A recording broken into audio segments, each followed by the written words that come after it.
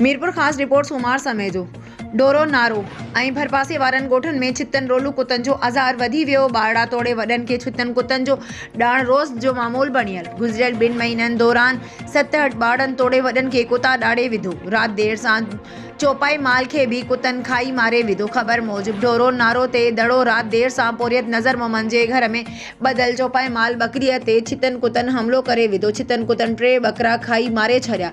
पोरियत जा 2 हथ मथे ते अची विया। पोरियत नज़र मोहम्मद ॻाल्हाईंदे चयो त ग़रीब मिसकिन माण्हू आहियां, छितनि कुतनि 3 ॿकर खाई मारे विधा आहिनि। घर जो सफ़र गुज़र चौपाई माल ते हो पर कुतनि इहे बि मारे विधा। ॿिए पासे डोरो नारो रूरल हेल्थ सेंटर मां मिलियल ॼाण मूजिबि गुज़िरियल 2 महीननि दौरान डोरो नारो ऐं भरपासे जे ॻोठनि में 7-8 माण्हुनि खे छितनि कुतनि ॾाड़े विधो आहे। रूरल हेल्थ सेंटर मां मिलियल ॼाण मूजिबि छितनि कुतनि जे ॾाड़ियल माण्हुनि में मोहब आरेसर, ॿारड़ो, इशफाक वल्द, अयूब, दौलत वल्द, अरबू, अर्जुन वल्द, गंगूबील, तरशादी, तीरथ लोहार, रावल वल्द, हीरो मेघवाड़ समेत ॿिया शामिल आहिनि। इलाइक़े वासियुनि मुतालबो कयो त डोरो नारो ऐं भरपासे वारनि ॻोठनि में मुसलसल कुता मार मुहिम हलाए छितनि ऐं रोलू कुतनि जो ख़ात्मो आंदो वञे। हिननि वधीक चयो त डोरो नारो टाउन ऑफिसर हिकु ॾींहुं कुता मार मुहिम हलाए पोइ बंदि करे छॾे थो, तंहिं करे कुतनि जो ख़ात्मो नथो अचे। हिननि मुतालबो कयो त कुता मार मुहिम जो शुरू करे छितनि रोलू कुतनि जो ख़ात्मो कयो वञे, ॿी सूरत में एहतजाज कयो वेंदो।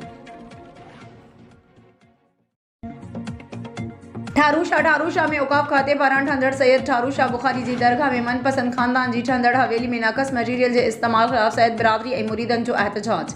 ठेकेदार ऐं औक़ाफ़ खाते जे अमलदारनि ख़िलाफ़ नारेबाज़ी। ठारूशाह में औक़ाफ़ खाते पारां मंज़ूर कियल सैयद ठारू शाह बुखारी जो तामीर थींदड़ रोज़ो ऐं सैयदनि जी ठंदड़ हवेली में नाक़स मटीरियल ऐं मनपसंद मतोली जे नाले ते ठंदड़ हवेली ख़िलाफ़ सैयद इक़बाल शाह, सैयद असदुल्ला शाह, वरियल मंगी अलियार जावरी जी अॻवानी में प्रेस क्लब वारो एहतजाजी मुज़ाहिरो कयो वियो, जिते अॻवाननि चयो त औक़ाफ़ खाते पारां 8 करोड़ रुपयनि जी लागत सां ठहंदड़ दरगाह ऐं हवेली में ठेकेदार ज़ाहिद शेख, दरगाह जे मतोली इम्तियाज़ शाह ऐं औक़ाफ़ खाते जे अमलदारनि सां भाॻी भाईवार थी नाक़स मटीरियल इस्तेमाल करे रहिया आहिनि।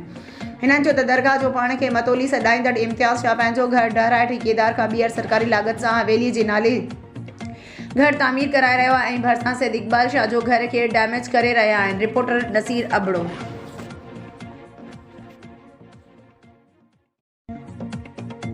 रिपोर्ट रियाज़ अली मीरानी। शिकारपुर म्यूनसिपल कमेटी शिकारपुर जे चेयरमैन फयाज़ महमूद शेख ऐं सरदार मक़बूल अहमद शेख खां शिकारपुर जे शहरनि मुतालबो कियो आहे त सिटी शिकारपुर जे विच आबादी वारे इलाइक़े स्टोर गंज इलक सब्जी मंडीअ जे करे उन हंध ते हिकु तरफ़ गंदगीअ जा हद खां वधीक थी ऐं ॿिए तरफ़ इंक्रोचमेंट सबबि शहरी वॾे अज़ार में आहिनि। तंहिं करे उहा सब्जी मार्केट शहर खां ॿाहिरि वारी सब्जी मंडी वारे प्लॉट ते क़ाइमु कई वञे। वाज़े रहे त 2006 में उन वक़्त जी ज़िले नाज़िम शिकारपुर मोहम्मद आरिफ ख़ान महर शहर खां सब्जी मार्केट खे ॿाहिरि मुंतक़िल करण जे लाइ सखर रोड सां जुन्नो शरीफ लिंक रोड सां अहिड़ो प्लॉट ख़रीद करे सब्जी मार्केट ॿाहिरि मुंतक़िल पई चाहे, पर ज़िला हुकूमत वारे दौर जे ख़ात्मे खां पोइ अहिड़ी सब्जी मार्केट ॿाहिरि मुंतक़िल न थी सघी। हाणे उन प्लॉट ते माण्हुनि कब्ज़ा करे घर करे छॾिया आहिनि, जॾहिं त सब्जी मार्केट वारे उन प्लॉट ते दुकान, इमारत ऐं मस्जिद पिणु अॻुवाट ई तामीर करायल आहे। प्लॉट जे ॿाहिरीं दीवार कुझु हंधनि खां टुटल आहे। शहर खां सखर रोड तोड़े जो जुनू शरीफ रस्ते सां सवारी बि आम आहे। पुलिस पिकेट भी आहे। शहरनि जे मुतालबे मूजिबि अहिड़ी सब्जी मार्केट शहर खां ॿाहिरि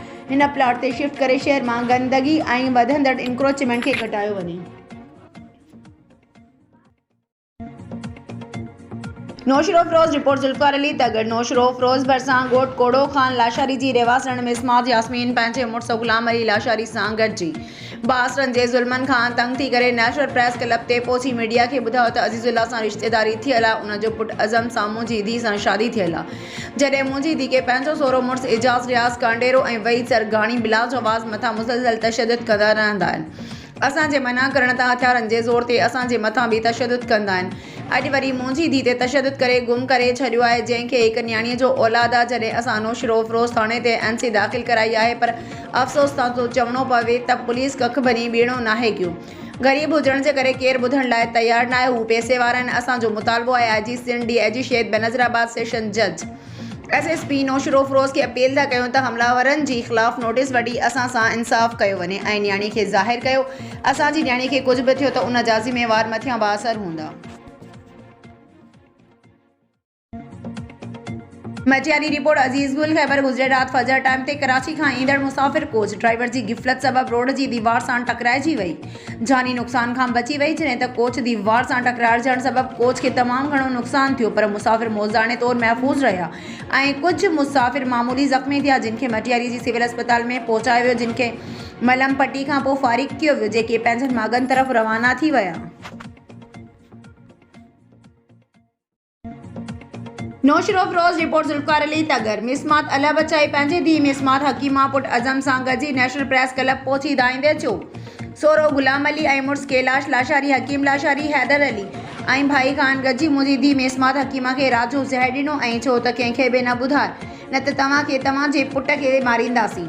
असां सरकारी अस्पताल में इलाज करायो ऐं सुभाणे सर्टिफिकेट वठी ईंदासीं। असां पुलिस वटि केस दाख़िल कयो आहे, पर हिननि खे गिरफ़्तार नथा कनि। चवनि था हिननि जो बि केस दाख़िल आहे। जेकॾहिं पुलिस जवाबदार गिरफ़्तार न कयईं, असांखे इंसाफ़ न मिलियो त असीं सुभाणे सख़्त एहतजाज कंदासीं। पुलिस हिननि जी धुर बणियल आहे। असां ग़रीब आहियूं, हू पैसे वारा आहिनि।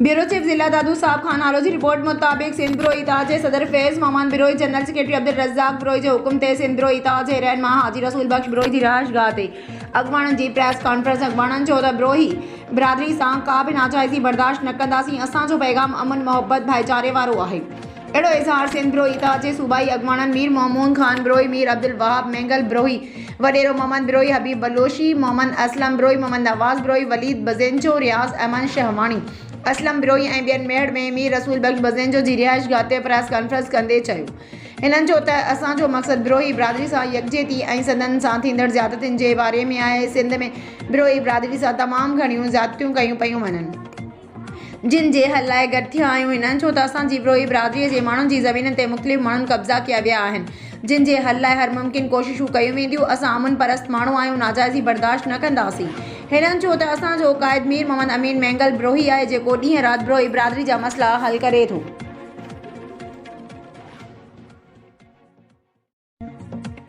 सकरन रिपोर्ट रज़ा मोहम्मद सियाल तालीम खते जे असिस्टेंट डायरेक्टर कॉलेजिस रीजन शहीद बनज़राबाद अता मोहम्मद सियाल सकरन ॼाई सऊदी वासी हाजी अब्दुल अज़ीज़ गद्दारो जे मान में सियाल हाउस सकरन ते मांझांदे जो एहतमाम कयो, जंहिंमें तालके सकरन जे मौज़ूद शख़्सियतनि शिरकत कई, जिन में पीपी सिंध काउंसिल जे मेंबर हाजी अल्लाह बख्श लाखो, गुलाम अली चांडियो, मुजीब खान चांडियो, मोहसिन लाखो, नईम अंसारी नानो, मोहम्मद रमज़ान लाखो, सरदार शहजाद लाखो, वहाज खानज़ादा, गुलाम हैदर सोलंगी, फारूक अहमद लाखो, मुश्ताक मुगल, रज़ा मोहम्मद सियाल, मोहम्मद सालिह उनड़, अल्लाह बचायो भट्टी, काज़ी जावेद सनाई, पहलवान खान गद्दारो, अली हसन गद्दारो, हाजी यूनिस लगारी ऐं ॿिया शामिल हुआ। मांझांदे जी मेज़बान अता मोहम्मद सियाल आयल महिमाननि खे अजरकनि लुंगियुनि जा तोहफ़ा पेश कंदे आजियाणो ॾींदे चयो त अॼोको प्रोग्राम परॾेही महिमाननि हाजी अब्दुल अज़ीज़ गद्दारो खे मान ॾियण लाइ कयो वियो आहे, जंहिंमें खेसि मनता ॾेई रहिया आहियूं। उन मौक़े ते हाजी अब्दुल अज़ीज़ गद्दारो ॻाल्हाईंदे चयो त मां थोराइतो आहियां भाउ अता मोहम्मद सियाल ऐं संदसि भाइरनि, जिन मान ॾेई मोहबती माण्हुनि सां मुलाक़ात जो मौक़ो फ़राहम कयो आहे। हिन चयो त सिंध महिमान नवाज़ी में पंहिंजो मट पाण आहे। जॾहिं बि सिंध अचणु थींदो आहे, तॾहिं महिमान नवाज़ी जूं नयूं तारीख़ूं जुड़ंदियूं आहिनि। गुज़िरियल हिकु महीने खां मांझांदनि, आजियाणनि ऐं दावतनि साबित कयो आहे, सिंध पंहिंजी महिमान नवाज़ी वारी सदियुनि पुराणी सक़ाफ़त खे क़ाइमु रखंदी अचे। मांझांदे में सलाहुद्दीन अंसारी, राजा ख़ास ख़लीफ़ फ़हद अंसारी, आफ़ाक़ सुमरो, इक़बाल चांडियो, इम्तियाज़ कीरियो, सदर कीरियो, साजिद अंसारी पिणु शरीक हुआ। उन खां अॻु नियाज़ हुसैन सियाल, इमाम बख्श सियाल, फ़तह मोहम्मद सियाल, काशिफ रज़ा सियाल ऐं आकिब रज़ा सियाल, अवैस अता सियाल, अली सियाल आयल महिमाननि जो आदर भाॻियो। ख़ैबर रिपोर्ट अजीज़ गुल ख़ैबर वासी नाले असजद लाखो वल्द अहमद लाखो 3 साल अॻु हैदराबाद मज़दूरी सांघे वियो, उतां गुम थी वियो आहे। घणी ॻोल्हा खां पोइ बि हथ न अची सघियो आहे। संदसि वारसा ख़दशो ॾेखारियो आहे त संदन नौजवान अगवा थी वियो।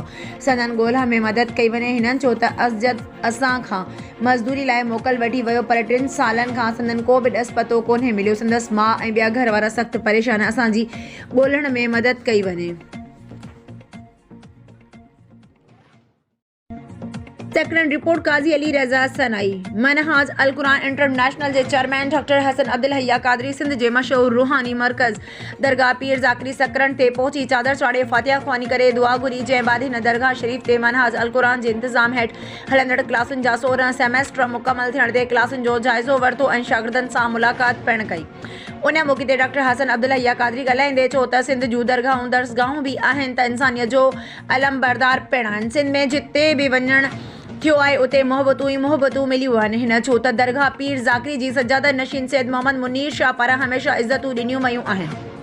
अॼु हिते अचण जो मक़सदु 16 सेमेस्टर जी पुॼाणी ऐं शागिर्दनि सां मुलाक़ात करणु हुयो। कोशिशि कंदासीं त अॻिते बि मनाज अल क़ुरान जी पढ़ाई जारी रखूं। उन खां अॻु दरगाह शरीफ़ जे सजादा नशीन सैयद मोहम्मद मुनीर शाह जे फर्ज़ंद सैयद दारा शिकवा संदन दरगाह शरीफ़ पहुचण ते संदन शानदार आदरबो कयो। उन दौरान 16 सेमेस्टरनि जे मुकमल थियण बैदि थियल पढ़ाई बाबति पिणु शागिर्दनि खां तासुर वरिता। उन मौक़े ते मज़हर अलवी फैज़ सलाम डॉक्टर अब्दुल रसूल कादरी काज़ी जावेद सनाई फ़कीर मोहम्मद नवाज़ ख़ास केली गुलाम नबी मलाई फ़कीर जाम खान मक्सी पिणु मौजूद हुया।